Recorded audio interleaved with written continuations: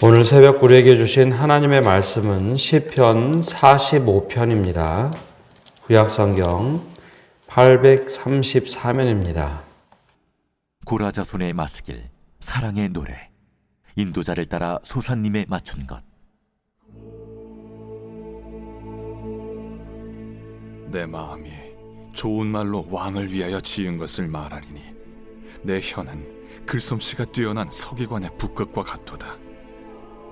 왕은 사람들보다 아름다워 은혜를 입술에 머금으니 그러므로 하나님이 왕에게 영원히 복을 주시도다. 용사여, 칼을 허리에 차고 왕의 영화와 위엄을 입으소서. 왕은 진리와 온유와 공의를 위하여 왕의 위엄을 세우시고 병거에 오르소서. 왕의 오른손이 왕에게 놀라운 일을 가르치리이다. 왕의 화살은 날카로워 왕의 원수의 염통을 뚫으니 만민이 왕의 앞에 엎드러지는도다. 하나님이여, 주의 보좌는 영원하며 주의 나라의 규는 공평한 규이니이다. 왕은 정의를 사랑하고 악을 미워하시니 그러므로 하나님, 곧 왕의 하나님이 즐거움의 기름을 왕에게 부어 왕의 동료보다 뛰어나게 하셨나이다. 왕의 모든 옷은 모략과 침향과 육개의 향기가 있으며 상하궁에서 나오는 현악은 왕을 즐겁게 하도다. 왕이 가까이 하는 여인들 중에는 왕들의 딸이 있으며 왕후는 오빌의 금으로 꾸미고 왕의 오른쪽에 서도다. 딸이여, 듣고 보고 귀를 기울일지어다. 내 백성과 내 아버지의 집을 잊어버릴지어다. 그리하면 왕이 내 아름다움을 사모하실지라. 그는 내 주인이시니 너는 그를 경배할지어다. 두로에 따른 예물을 드리고 백성 중 부한 자도 내 얼굴 보기를 원하리로다. 왕의 딸은 궁중에서 모든 영화를 누리니 그의 옷은 금으로 수놓았도다. 수놓은 옷을 입은 그는 왕께로 인도함을 받으며 시종하는 친구 처녀들도 왕께로 이끌려 갈 것이라. 그들은 기쁨과 즐거움으로 인도함을 받고 왕궁에 들어가리로다. 왕의 아들들은 왕의 조상들을 계승할 것이라.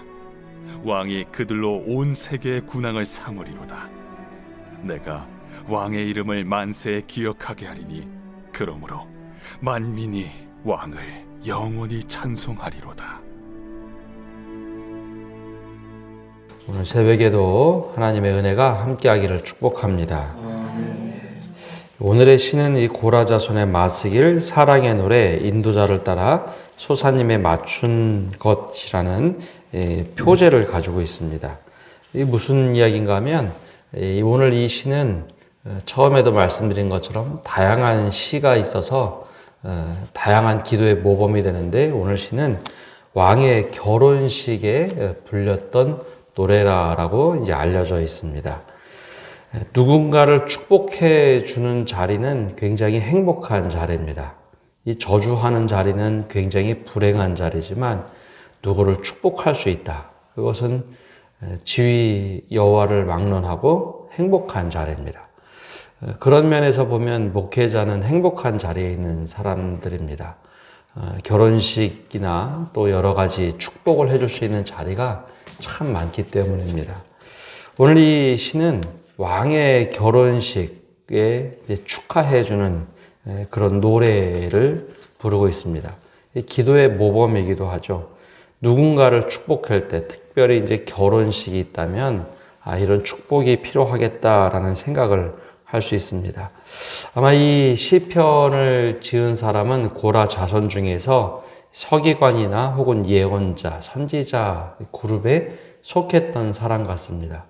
왕이 결혼식을 하기 전에 왕에게 헌정시를 드렸던 것이 바로 오늘 이 시편입니다. 그래서 제왕시다라고도 불리는 시입니다.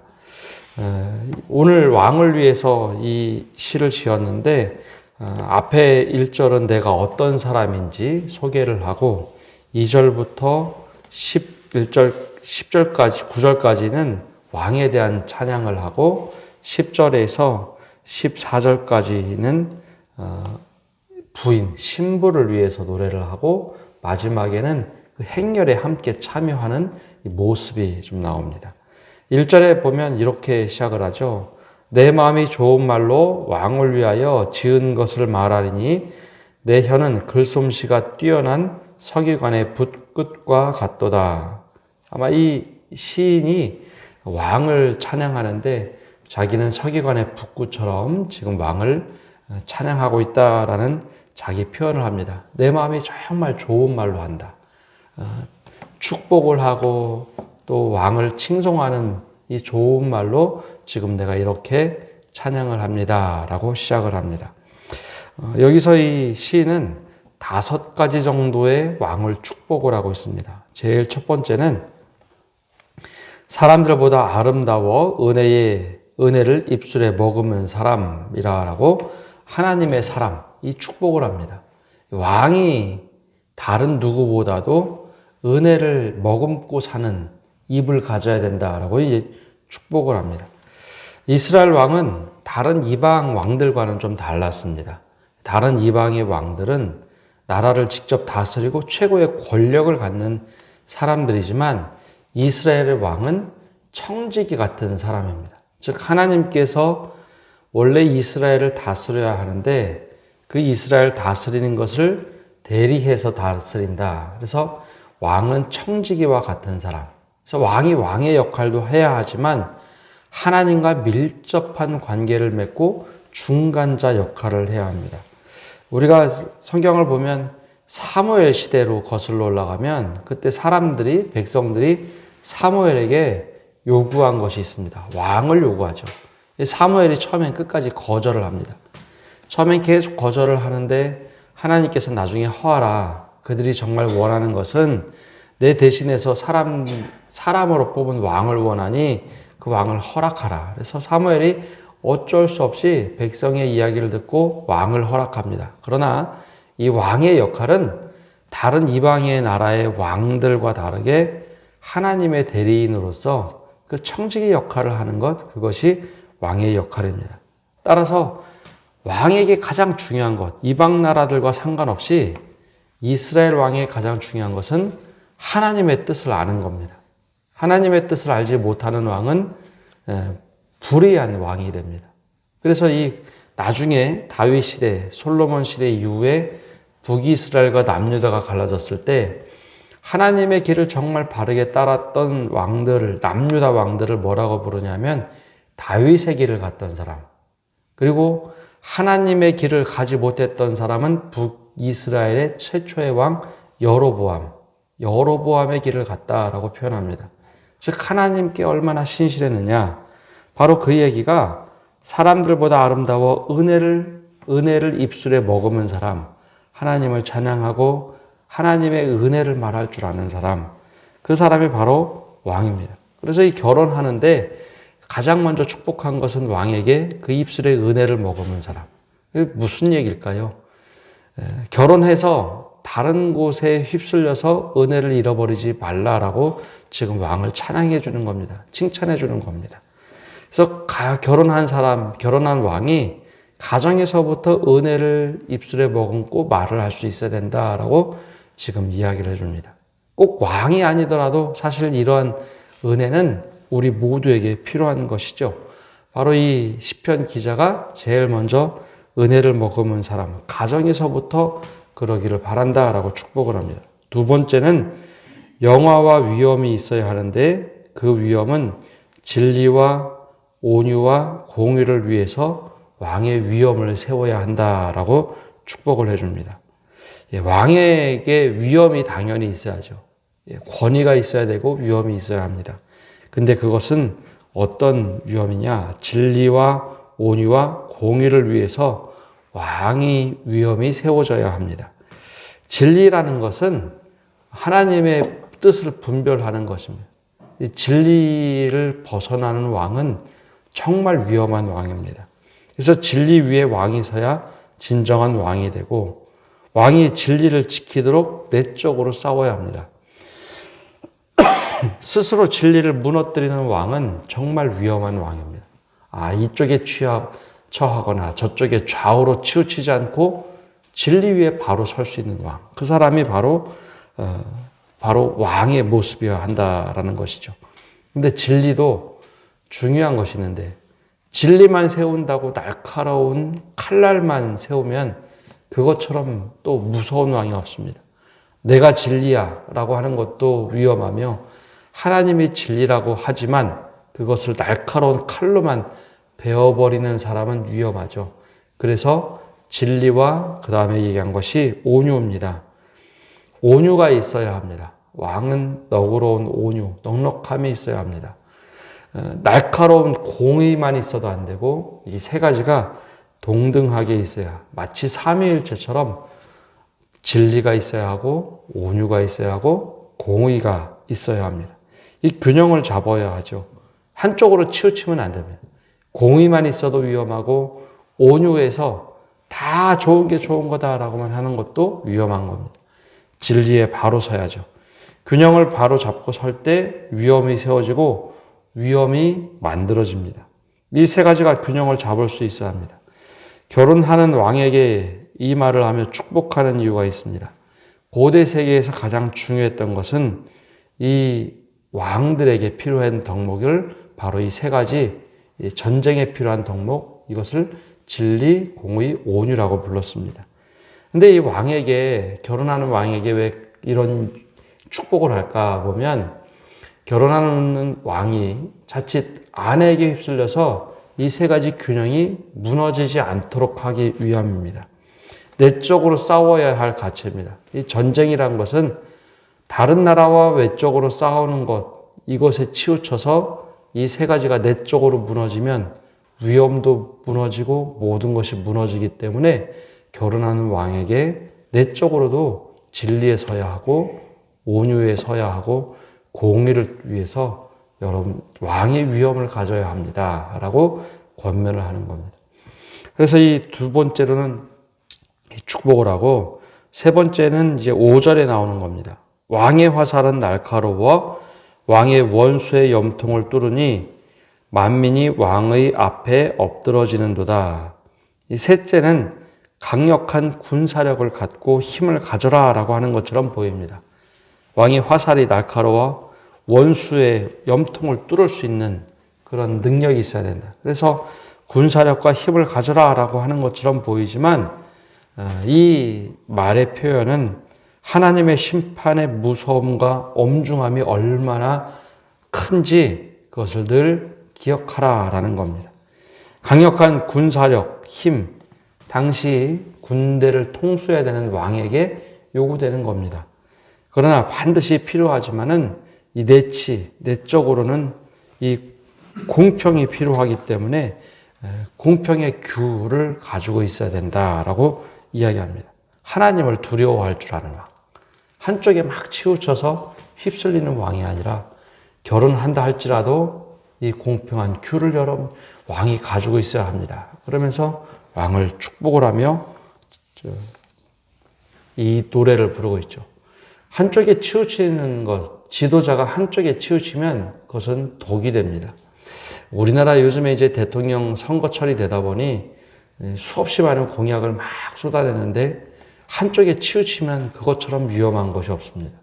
그래서 정말 대통령이 되면서 옛날에는 왕이지만 지금은 대통령이 되면서 어떻게 하면 나라를 하나로 만들 것인가 하는 국가 비전을 제시할 수 있는 그런 사람이 되어야 합니다. 넷째는 또 이렇게 축복을 합니다. 정의를 사랑하고 악을 미워하고 하나님의 즐거움이 되는 삶. 다섯째는 아름다운 향기가 나는 사람, 문화와 풍류를 갖춘 사람, 이렇게 계속해서 축복을 합니다. 이 결혼하는 왕에게 이렇게 축복하는 것은 왕위 위에 등극하는 것도 대단히 중요했지만 왕이 결혼을 할 때 이 한 번 흔들릴 수 있기 때문입니다. 이 마음을 꼭 지키십시오라고 왕을 축복하고 있습니다.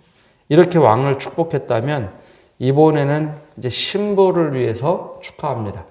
이게 결혼식이 쭉 진행이 되면 이 시가 낭독이 되는데 이번엔 신부를 위해서 하는데 10절을 보면 이렇게 축복을 하죠. 딸이여 듣고 보고 귀를 기울일지어다. 내 백성과 내 아버지의 집을 잊어버릴지어다. 갑자기 좀 엄한 이야기처럼 들려지겠지만 고대 왕들은 여러 명의 신부를 거느렸습니다. 근데 이때 화친을 위해서 하나님께서 금하긴 했지만 종종 이방 여인을 아내로 맞이할 때가 있습니다. 이방 적국의 여인을 신부로 맞이하면 그 여인이 자신의 문화와 자신의 모든 것들을 가져오게 되어 있습니다. 그래서 이 서기관은 이 또 예언자는 이야기합니다. 딸이여, 이 신부여, 듣고 보고 귀를 기울여 보라. 내 백성, 내 아버지의 집을 잊어버릴지어다. 그거 끊으라는 얘기가 아니라 거기서 가지고 있던 문화, 거기서 가지고 있던 생각, 때로는 신앙, 이방신을 섬겼던 것, 이것을 버리라는 이야기입니다. 그것을 안 버리고 오면 어떻게 될까요? 우리나라에서는 이렇게 안 했는데, 왕을 계속해서 설득하거나 왕이 잘못됐다고 이야기하거나 왕의 생각을 바꿔버릴 수 있기 때문입니다. 특별히 신앙을 바꿔버릴 수 있도록 하는 가장 위험한 존재가 이 신부입니다. 그래서 이 사람이 축복을 하면서 내 백성과 내 아버지의 집을 잊어버릴지어다. 그것들을 다 버리고 여호와 하나님만 섬길 수 있도록 하십시오라고 하는 축복입니다. 만약에 그게 되지 않으면 계속해서 불평불만을 하고, 우리나라에서는 이렇게 안 했는데 계속해서 왕을 설득하고 바꿀 수 있기 때문입니다. 그래서 정말 이 나라의 왕비로 살아가려면 바꿔야 할 것은 바로 왕비의 문화, 그것을 바꿔야지 왕을 흔들지 마라라는 겁니다. 이것이 바로 성경적인 가르침이고, 각 부모를 떠나서 부부가 한 몸을 이루라라는 것도 동일한 의미입니다. 그래서 11절, 12절 그리하면 왕이 내 아름다움을 사모하고 그는 내 주인이고 너는 그를 경배할지어다. 두로에 따른 예물을 드리고 백성 중 부한 자도 내 얼굴 보기를 원하리로다. 즉 모든 것을 버리면 왕이 그렇게 대접해 줄 거다. 그리고 13절에서 15절은 이제 행진하며 결혼식장에 쭉 들어가는 장면입니다. 왕에 따른 궁중에서 모든 영화를 누리니 그의 옷은 금으로 수놓았도다. 마치 면사포를 입은 것처럼 하는 것처럼 드레스를 쭉 끌고 들어가는 모습이 나오죠. 그리고 16절과 17절의 마지막으로 이렇게 축복을 하며 마칩니다. 왕의 아들들은 왕의 조상들을 계승할 것이라. 왕이 그들로 온 세계 군왕을 삼으리로다.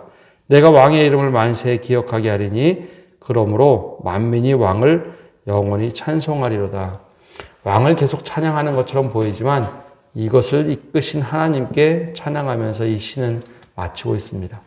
누군가 축복해 줄 때 그냥 좋은 이야기만 하는 것이 아니라 그가 어떤 사람이 되기를 축복하는 것이 중요합니다.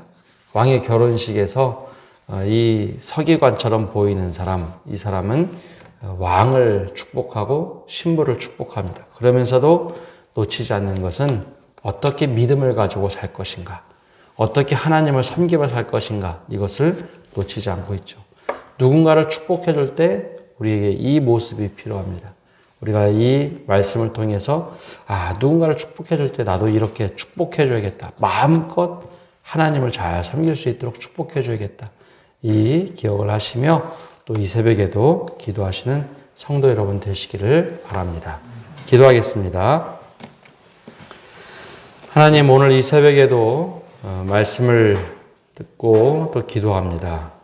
누군가를 축복해 준다는 것 참 행복한 일입니다. 마음껏 축복해 줄 수 있는 넉넉한 마음을 우리에게 주시되, 하나님 그 축복 속에는 늘 하나님을 향한 축복이 있게 하여 주옵소서. 하나님께서 어떤 사람이 되기를 원하는가, 그 축복을 하게 하시고 또 하나님 신뢰하며 믿고 살아갈 수 있도록 늘 넉넉한 축복할 수 있도록 은혜 내려 주옵소서.